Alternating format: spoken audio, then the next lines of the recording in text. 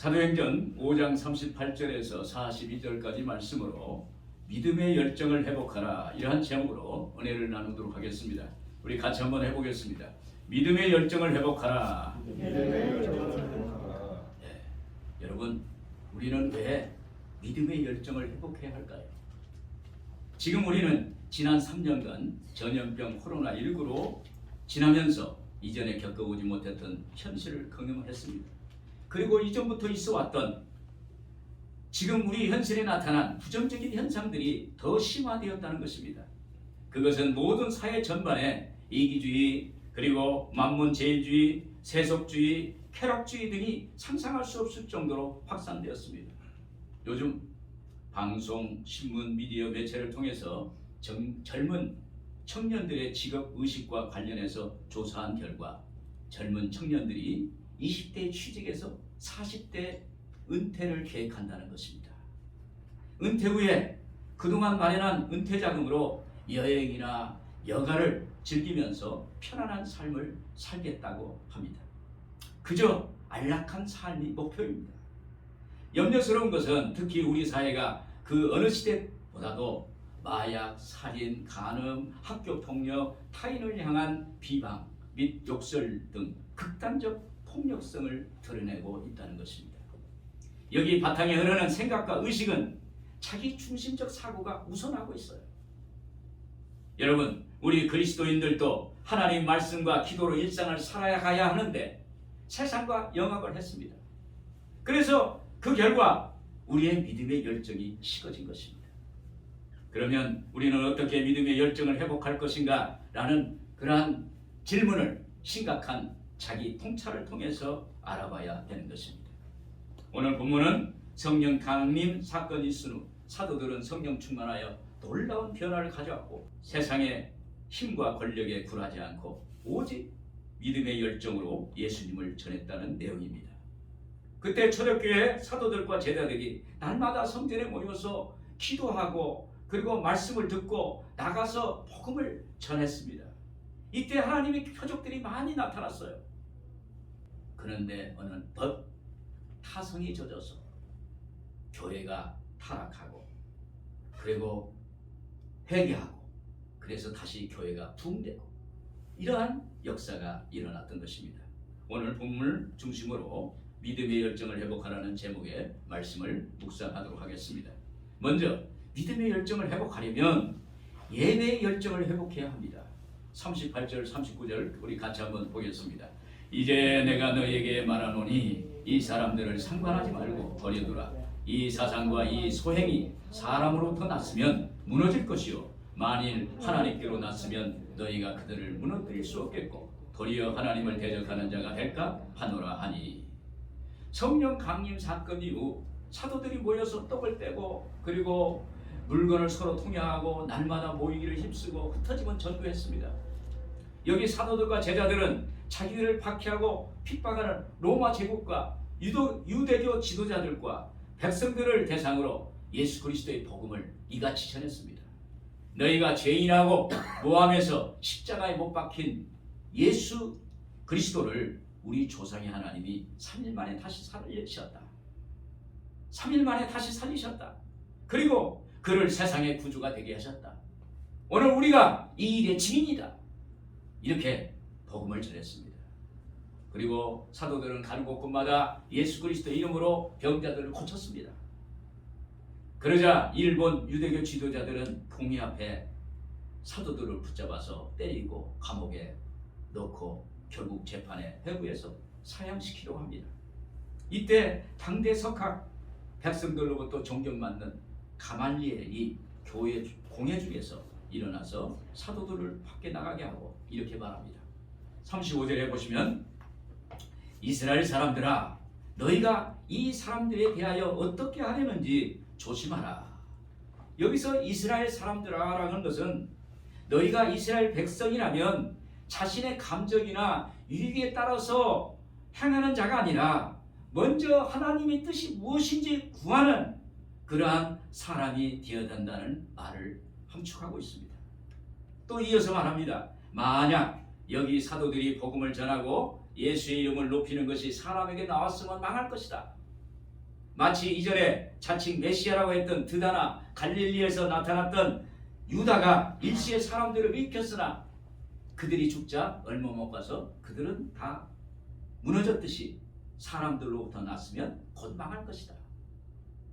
그러나 하나님으로부터 났으면 너희가 그들을 무너뜨릴 수 없을 것이고 도리어 하나님을 대적하는 자가 될까 하노라. 이렇게 경고의 말을 전합니다.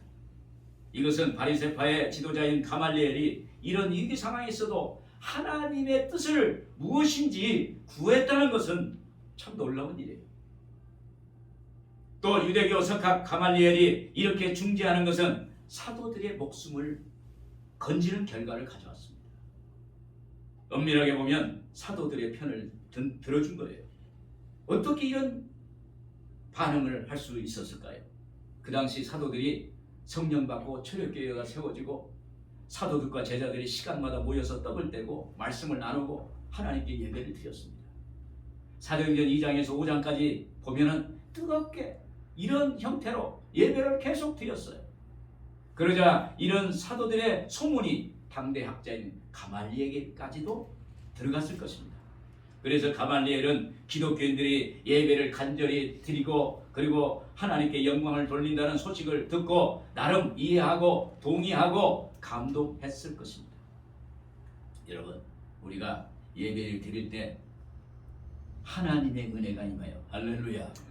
오늘 예배 드릴 때 하나님의 뜻이 무엇인지 알게 되고 성령의 역사가 일어나는 것입니다.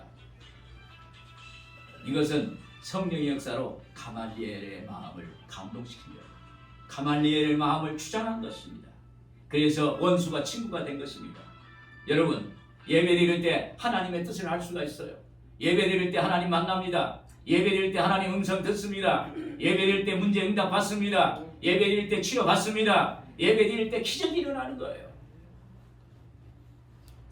예배의 열정을 회복하는 여러분들 되기를 주님의 이름으로 축원을 드립니다. 예전에 제가 남대문 시장 삼익 패션타운에 매일 나가서 기도하면서 전도했습니다. 그곳에 전도해서 성전을 만들고자 하는 꿈을 가졌어요. 그 상가에 우리 성도님 2분이 계셨어요. 근데 집사님이 저에게 목사님 저희 상가 저희 점포에서 예배 드려주세요. 근데 사실 그 점포는 통로가 없어요. 옷가게이기 때문에 여성복으로 꽉 차 있기 때문에 뭐 들어가지도 못하고 나오지도 못할 그런 곳입니다. 그래서 집사님, 권사님 한 분 모시고 저하고 셋이 예배를 드렸어요. 찬양을 했어요. 그리고 말씀을 전했어요. 그런데 주변에서 찬송 소리가 나잖아요. 이렇게 쫓아왔어요. 근데 예배를 드리고 그걸 보니까 감동하는 거예요. 그리고 예배를 끝났어요. 그런데 이전까지 손님이 없었는데 예배를 드리고 나니까 막 사람들이 몰려오는 거예요. 여러분, 예배 드리면 그 집사님의 소원을 이루어 주신 줄로 믿습니다. 예배 드리니까 하늘문이 열리는 거예요.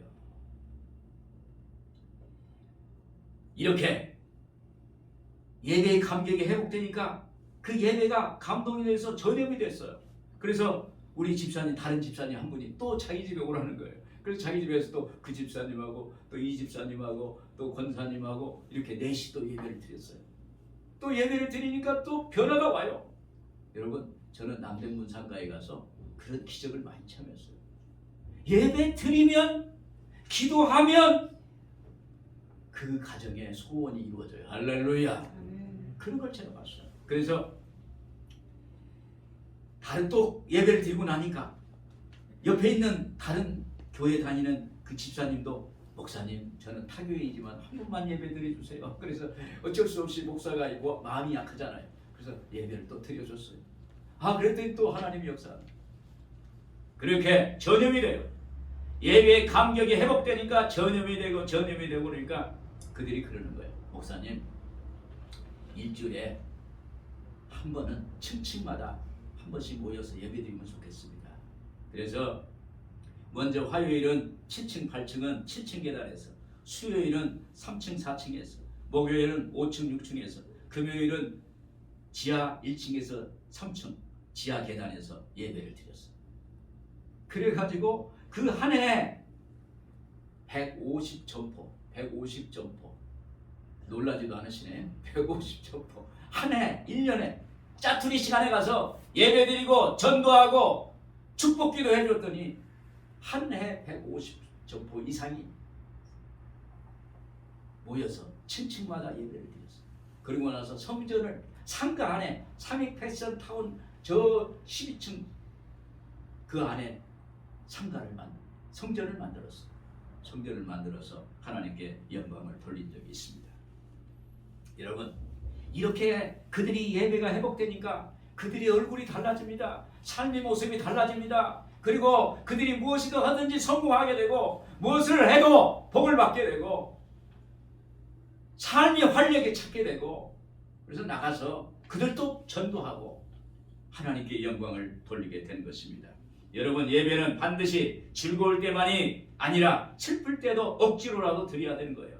억지로라도 웃음 짓고 하나님 얼굴 앞에 나와야 돼요. 박해 시대를 살던 초대교회 성도들에게 무슨 기뻐할 일이 있었겠습니까?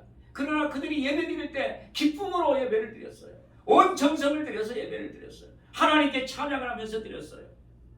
여러분, 우리가 예배 드릴 때 하나님이 임재하세요. 예배 드릴 때 오늘 이 자리에 오게 계신 것입니다. 이 자리에 함께 해주시는 것입니다. 오늘 우리가 기도와 찬양을 할 때 하나님께서 이 자리에 와 계세요. 그래서 우리는 아멘하고 하나님께 화답하는 것입니다.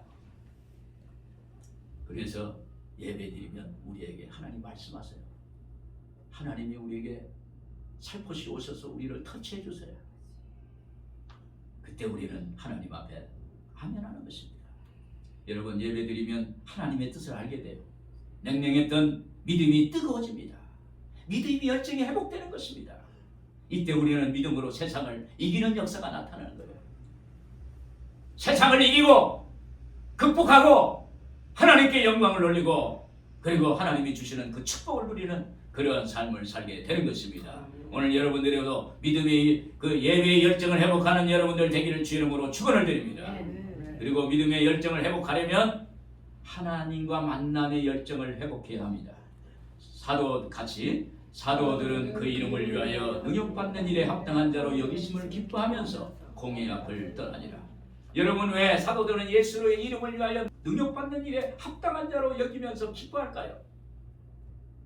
여러분, 예나 지금이나 사람 사는 곳에 고통이 있고 압박이 있고 슬픔이 있고 핍박이 있고 이런 것이 따릅니다.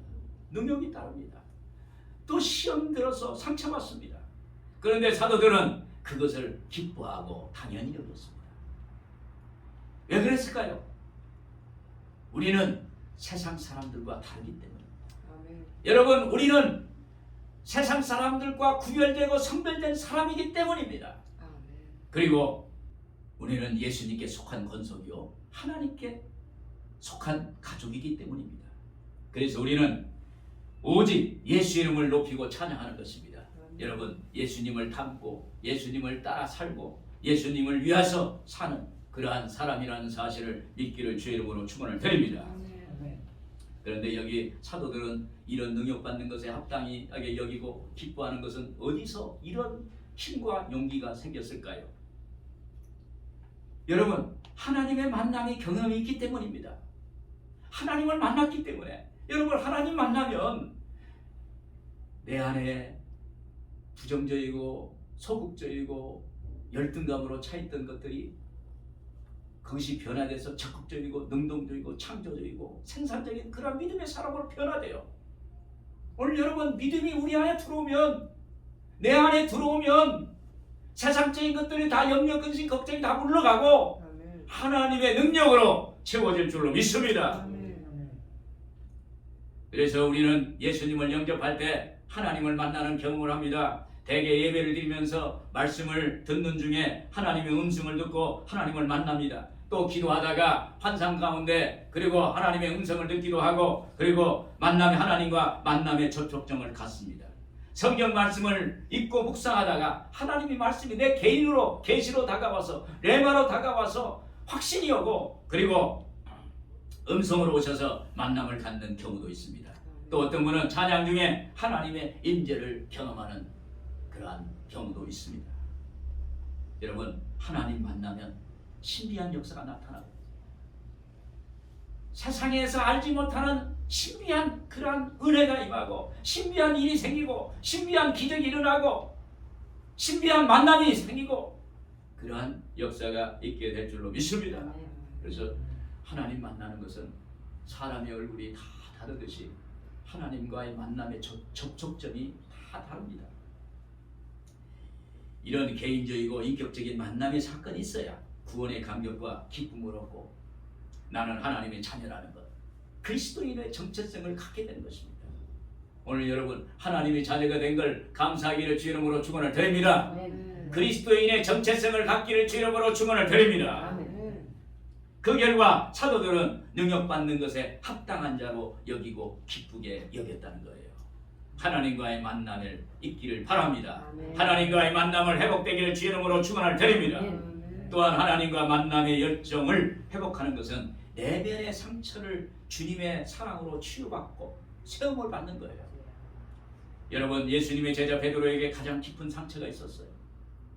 예수님을 3번이나 부인했어요. 로마 성전에 가면 베드로 성당 가면은 그 한쪽 귀 중에 닭이 있어요. 닭 모양이 있어요. 이게 닭이 3번 울기 전에 베드로가 3번 부인한 거예요. 그래서 닭을 보면 베드로가 닭만 보면 가슴을 치는 거예요. 그래서 그 깊은 상처가 있어요. 그 상처가 남아 있으면 여러분 우리가 몸에 상처가 남은 겉모양만 상처만은 그게 아픈 남는 것이지만 속도 우리의 마음속도 상처를 입으면 그게 회복이 돼야 돼요. 딱지가 떨어져야 돼요. 그때 예수님이 부활하셔서 갈릴리 바닷가에서 베드로를 만나주세요. 네가 나를 사랑하느냐? 네가 나를 사랑하느냐? 네가 나를 사랑하느냐?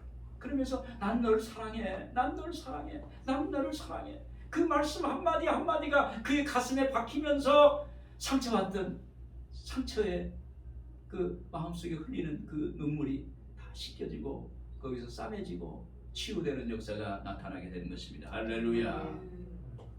그래서 예수님이 따라가기 위해서 이 베드로가 순교당할 때 십자가에 거꾸로 매달려서 당당하게, 왜 그래요?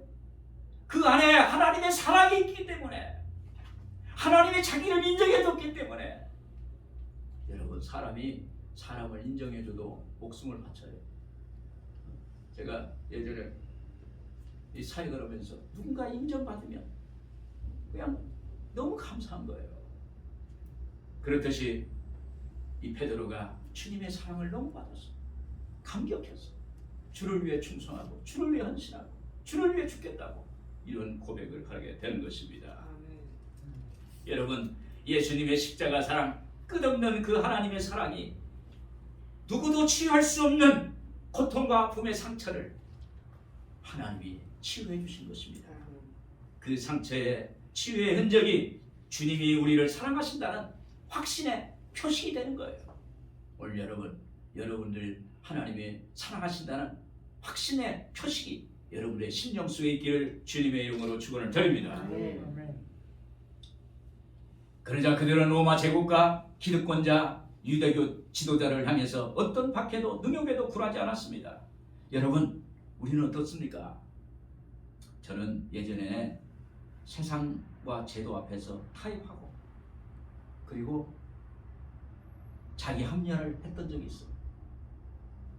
이런 상황에서는 어쩔 수 없어. 예수님도 이해해 주실 거야. 그러면서 세상과 이렇게 타협할 때도 있었어요. 그러나 주님을 만나면, 그분을 만나면 능히 세상을 이길 수 있게 될 줄로 믿습니다. 그래서 요한일서 4장 4절에 있습니다. 자녀들아, 너희는 하나님께 속하였고 또 그들을 이기었나니 이는 너희 안에 계시니가 세상에 있는 자보다 크심이라. 할렐루야. 오늘 여러분, 주님과의 만남을 경험하기 바랍니다. 주님과의 만남을 회복하기를 바랍니다. 세계적인 플룻 연주자 송솔나무라는 분이 계십니다. 그는 어렸을 때 회사를 운영하던 아버지가 부도가 나서 한국에서 살 수가 없으니까 온 가족이 미국으로 이민을 갔습니다. 아버지는 한국에서 일자리를 찾으려고 한국에 남았어요. 그런데 이 가족들이 미국 동부로 갔는데 외삼촌 집으로 갔는데 방이 겨우 2칸밖에 없었어요. 10식구가 되는데 그 2칸에서 다 살게 된 거예요. 너무 어려웠어요. 그리고 누나가 있었는데 누나가 재능이 뛰어나서 부시 대통령 상을 받기도 했어요. 그래서 엄마는 자기를 소개할 때마다 누나의 동생이라고 이렇게 소개를 했어요. 그래서 이 송솔나무는 항상 누나의 그늘에 있었어요. 열등감이 있었어요. 그리고 당시 그가 10살 난 한국 소년이기에 영어를 잘 못했어요. 10살에 이민 갔으니까 영어가 되겠어요? 영어가 안 돼요. 학교에서는 매일같이 놀림을 당했고 아이들에게 맞고 다녔다고 합니다. 그래서 점심시간이면 의뢰 화장실에 갔어요. 그걸 피했어요. 하루는 화장실에 숨어 있었는데 눈물이 뺨을 타고 내리면서 막 흘러내리는 거예요. 그래 참다 못한 송솔나무는 울부짖었어요. 너무 불공평한 인생이야. 왜 나는 누나처럼 똑똑하지 못해서 엄마에게 사랑받지 못하는 거야. 나는 실패작이야. 그런데 놀랍게도 분명한 목소리가 응답을 했어요. 너는 실패작이 아니야. 너는 내 아들이다. 내가 너를 사랑한다. 나는 너에게 관해서 내 어머니가 모르는 것까지도 안다. 나는 내 머리카락 개수까지 다 알고 있단다. 이런 음성이 들렸어요. 그 음성이 하나님의 음성이었어요. 그러더니 그 목소리가 그를 불렀습니다. 화장실에서 나와라. 화장실에서 나와라. 그래서 그 순간에 그는 고개를 바짝 들고 하나님 만났으니까 이제 어디 뭐 고개 숙이고 다닐 일이 없잖아요. 바짝 들고는 화장실에 나왔어요. 그리고 교실을 지나가는데 학교 악단이 연습실에서 연습하는 소리가 들렸어요. 그는 자신도 모르게 연습실에 들어갔고 지휘자는 서 있는 그를 보고 악단으로 들어오라고 권했습니다. 그때까지 음악을 접해본 적이 없어요. 그때까지 플룻을 만져본 적도 없어요. 그런데 하나님에게 사랑받고 있다는 마음이 음악을 모른다는 두려움을 쫓아내고 네 하고 거기에 들어가게 된 거예요. 할렐루야. 여러분, 하나님께 사랑받고 있다는 경험을 한다면 어떤 두려움도 이길 수 있는 거예요. 어떤 어려움도 극복할 수 있는 거예요. 네 하고 자신감 있게 가서 하고는 지휘자 선생님이 이렇게 가르쳤는데 몇 달 후에 보니까 이 지휘자가 보니까 이 송솔나무에게 재능이 있다는 것을 발견했어요. 그리고 특별한 교육을 받아보지 못한 이 송솔나무는 3년 후에 13살 난 그 나이에 뉴욕 줄리어드 음악학교에 합격했고 나중에 그는 리컨 센터와 카네기 홀을 비롯한 세계 최고의 공연장에서 공연하는 사람, 플룻 세계적인 주자가 됐어요. 할렐루야. 여러분, 이 성공의 근원은 자신이 하나님을 인격적으로 만났기 때문에 하나님께 치유받았고 하나님께 사랑받았다는 믿음의 확신이 있었기 때문인 거예요. 할렐루야. 여러분, 그런 확신을 가져야 돼요. 저도 예수님 처음 믿었을 때 저희 아버님이 우리 집이 이제 유교 집안이에요. 근데 예수를 믿는다 보니까 서울로 올라오셔가지고 제 머리를 잡고 막 흔들고 너 집에서 나가라고. 그런데 제가 예수님을 만났기 때문에 확신이 있는 거예요. 사랑받은 확신이 있기 때문에 예, 나 나가겠습니다. 이겼어요. 할렐루야. 저희 아버님이 고집이 대단하고 유림 그 학자 그 출신이기 때문에 대단한 제가 주님을 만났기 때문에 그 아버지의 고집을 꺾고 예수 믿고 목사까지 됐어요. 할렐루야. 여러분, 주님을 만나는 그 경험이 있어야 돼요. 그 사랑받는 주님의 사랑, 세상의 사랑보다도 도저히 비교할 수 없는 그 한없는 사랑, 끝없이 우리를 끝까지 용서해 주시고 우리를 품어주시는 그 사랑, 오늘 그 사랑을 경험하기는 여러분들 되기를 주의 이름으로 축원을 드립니다. 그래서 우리는 하나님을 만나는 그럴 때 우리 안에 믿음의 열정이 회복되는 거예요. 그때 하나님의 기적이 일어나는 것입니다. 끝으로 믿음의 열정을 회복하는 것은 예수님을 전하는 열정을 회복해야 하는 것입니다. 42절에 그들이 날마다 성전에 있든지 집에 있든지 예수는 그리스도라고 가르치기와 전도하기를 그치지 아니하니라. 여러분, 예수님을 믿는 사람은 세상 사람들이 모르는 기쁨이 있어요. 세상이 알지 못하는 희한한 하나님이 주시는 기쁨, 은혜, 편안함, 그런 것이 있습니다. 사도 루카 제자들은 성령 충만을 받았을 때 예수님이 나를 위해서 십자가에 죽으시고 예수님이 나를 위해서 부활하셨다는 것을 깨닫고 알았습니다. 그 후에 그들은 날마다 복음을 많은 사람들에게 전하고 가르치고 양육하고 그런 일을 하게 된 것입니다. 이 모든 사역은 예수님을 전하는 사역이에요. 여러분, 예수님 전하는 것은 내가 만난 예수님을 전하는 거예요. 내가 경험한 하나님의 은혜와 하나님의 축복을 나누는 거예요. 전도하고 예수를 전하는 것은 별거 없습니다. 내가 만난 하나님, 내가 경험한 하나님, 나를 이렇게 만드신 하나님, 나를 축복하신 하나님, 이걸 전하는 것입니다. 나누는 것입니다. 이때 예수님을 전하고자 하는 열정이 회복되고 넘치는 역사가 일어나게 될 줄로 믿습니다. 그리고 초대교회 사도들은 예수님을 전하고 복음을 전하기 위해서 모여서 항상 기도했습니다. 그때 모여서 기도할 때 성령이 임했어요. 오늘 여러분 성령이 임하기를 주 이름으로 축원합니다.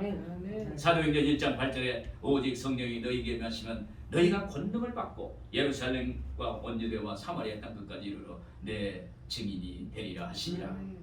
여기서 너희가 권능을 받고 두나미스, 헬라어로 두나미스라는데 다이나마이트의 원어입니다. 폭발력 있는 거예요. 그리고 영어로는 파워라고 그랬습니다. 파워, 힘이 생기는 거예요.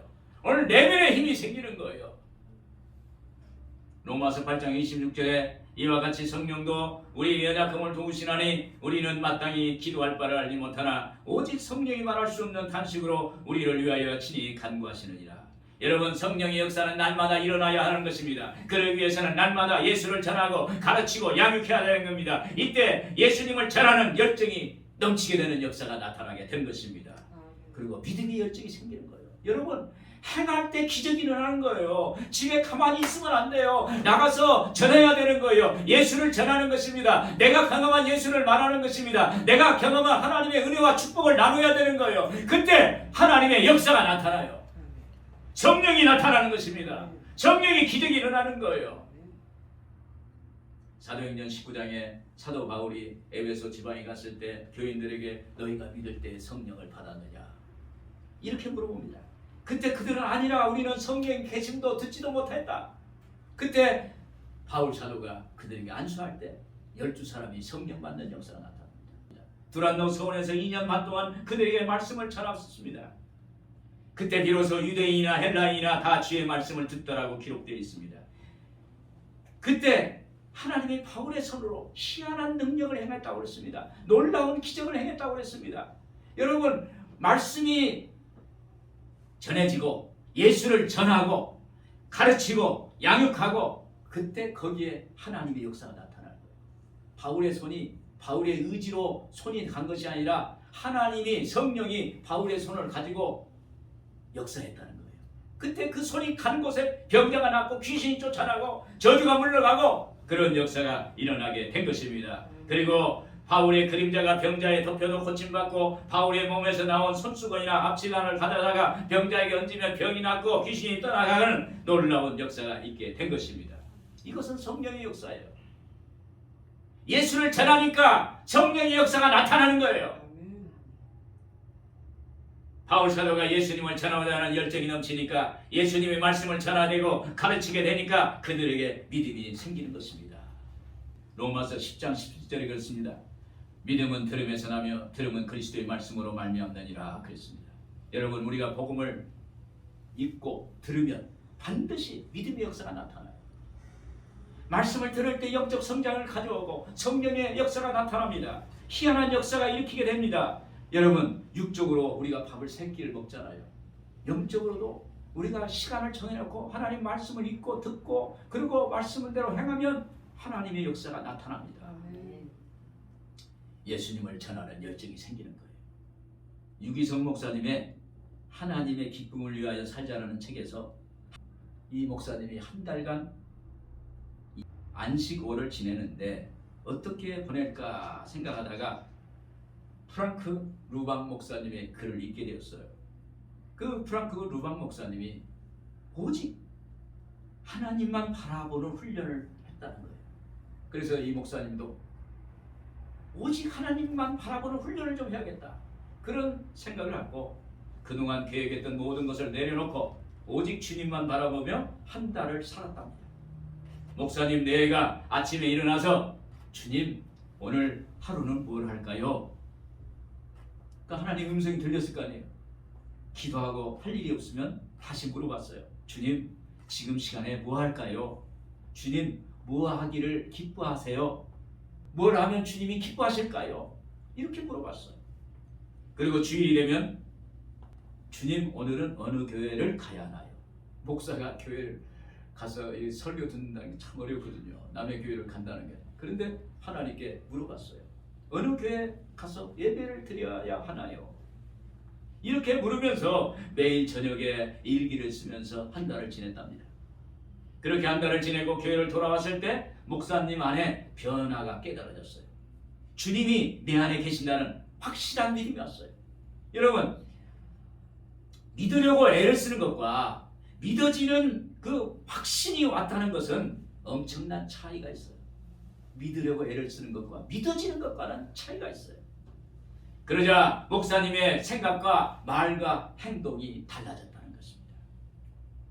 그렇게 한 달을 하다 보니 생활 속에서 자기 주님이 계속 주님이 생각나더라라는 이렇게 이야기했어요. 주님이 계속 생각나더라. 주님이 계속 생각났다는 건 뭐냐면 주님이 그 목사님 생각을 주관하고 있다는 거예요. 여러분, 우리의 생각이 하루에 5만 가지 생각이 떠오른다고 하잖아요. 그런데 주님이 그의 생각을 계속 붙잡고 있다는 거예요. 계속 생각난다는 거예요. 그럼 어때요? 하나님의 역사가 안 일어날까요? 하나님의 역사가 일어나는 거예요. 할렐루야. 예수를 전하고 싶어지는 마음이 생기다라는 것입니다. 목사님이 남자 성도님들과 주님만 바라보는 훈련을 해봐야겠다고 해서 훈련을 했답니다. 매일 주님만 바라보고 그 결과를 일기장에 쓰고 매주 목요일 아침에 모여서 서로 나눈 시간을 가졌답니다. 그랬더니 그들의 삶이 달라지더라는 거예요. 여러분, 이것이 예수님을 전하는 열정이 회복되는 것입니다. 할렐루야. 여러분, 예수님 전하는 것은 내 삶으로 전하는 거예요. 대구 서현교회에 정규만 장로님과 김영수 권사님이라는 분이 계신답니다. 이 권사님은 시장에 장 보러 가면 한 번도 물건을 깎지 않고 그냥 그대로 산대요. 상인이 바가지를 씌우는 것 같을 때도 그냥 그대로 샀답니다. 물건과 깎으면 전도가 되겠느냐, 이렇게 생각을 했어요. 그래서 실제로 그 시장 상인들이 많이 예수를 믿게 되었답니다. 여러분, 예수님 믿는 것은 삶으로, 생활로 실천하는 것입니다. 그때 열정이 살아나는 것입니다. 결론적으로 오늘 말씀은 주님이 저에게 하시는 말씀이에요. 또 성령의 역사로 여러분에게 주시는 주님의 말씀이 되기를 바랍니다. 여러분, 믿음이 생기면 내 내면에서 밖으로 역사하는 거예요. 밖으로. 내 안에서 밖으로, 삶의 밖으로 표출이 되는 거예요. 세상이 알지 못하는 놀라운 역사가 일어납니다. 열정이 생겨요. 능동적인 사람이 생긴다. 적극적인 사람이 생깁니다. 그리고 창조적인 사람, 생산적인 사람이 되는 것입니다. 그래서 성경에 나의 의인은 믿음으로 말미암아 살리라, 믿음으로 산다는 것입니다. 여러분, 말씀을 읽고 듣고 믿음으로 성공하고 응답받고 승리하는 여러분들 되기를 주님의 이름으로 축원을 드립니다. 아멘. 기도하겠습니다.